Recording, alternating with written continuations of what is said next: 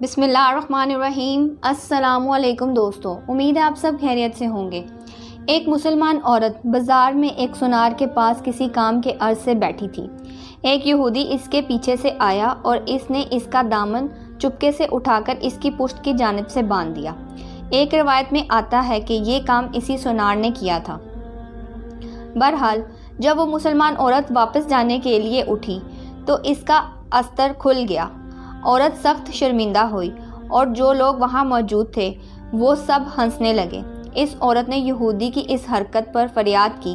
اتفاق سے قریب ہی ایک مسلمان کھڑا تھا۔ اس کو جب یہ واقعہ معلوم ہوا تو اسے بہت غصہ آیا اور اس نے تلوار کھینچ کر اس یہودی سونار کو، جس نے یہ بری حرکت کی تھی، موت کے گھاٹ اتار دیا۔ اسی اثناء میں وہاں بہت سے یہودی بھی اکٹھے ہو گئے اور انہوں نے اس مسلمان کو شہید کر دیا۔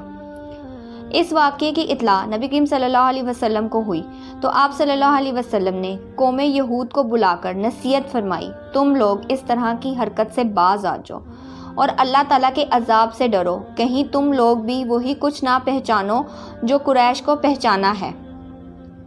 اس پر وہ سب یہودی حضور پاک صلی اللہ علیہ وسلم کے سامنے ہی مناسب اور بے غلط قسم کی بکواس کرنا شروع ہو گئے۔ نبی کریم صلی اللہ علیہ وسلم نے سمجھ لیا کہ یہ لوگ اس طرح باز نہیں آئیں گے، چنانچہ آپ صلی اللہ علیہ وسلم نے یہ فیصلہ فرما دیا، ان یہودیوں کے ساتھ سختی سے نپٹا جائے۔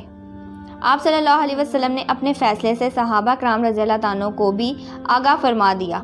پھر حضرت ابو لباب کو مدینہ منورہ میں خلیفہ بنایا اور ایک سفید جھنڈا حضرت حمزہ رضی اللہ عنہ کے سپرد فرما دیا اور یہودیوں کی طرف متوجہ ہوئے۔ 15 دن تک ان کا زبردست محاذنہ کیا رکھا۔ اس کے بعد یہودیوں کے دلوں میں اللہ تعالیٰ نے رکاب وحد ڈال دی اور وہ اپنے منسوب ہونے سے تنگ آ گئے۔ بے چینی اور تنگی کے باعث وہ باہر آئے اور اس بات پر رضامندی کا اظہار کیا کہ ان کے تمام اموال نبی کریم صلی اللہ علیہ وسلم کے ہوں گے اور ان کے بچے اور عورتیں ان کی رہیں گی۔ نبی کریم صلی اللہ علیہ وسلم نے ان کے بارے میں یہ فیصلہ فرما دیا، ان کے ہاتھ پشتوں پر باندھ دیے جائیں۔ پھر حضور پاک صلی اللہ علیہ وسلم نے چاہا کہ ان کو قتل کرنے کا حکم فرمائیں تو عبداللہ بن ابی سلوک منافق نے درخواست کی کہ حضور پاک صلی اللہ علیہ وسلم ان لوگوں سے درگزر فرمائیں۔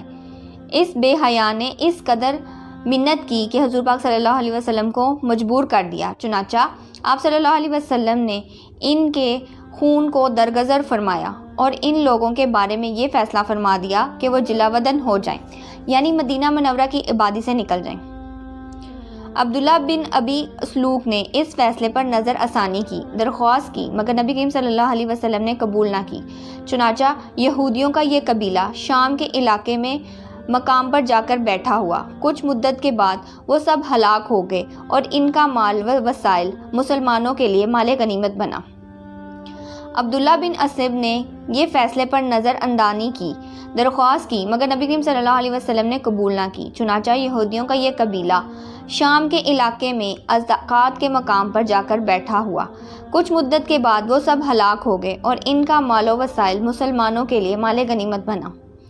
حضور پاک صلی اللہ علیہ وسلم نے ان میں سے ایک کے لیے 3 تلواریں اور 3 نیزے اور 3 کمان مخاطب فرمائے اور ایک نژاد حضرت سعد بن معاذ رضی اللہ عنہ اور ایک زاد حضرت محمد بن مسلم کو عطا فرمایا۔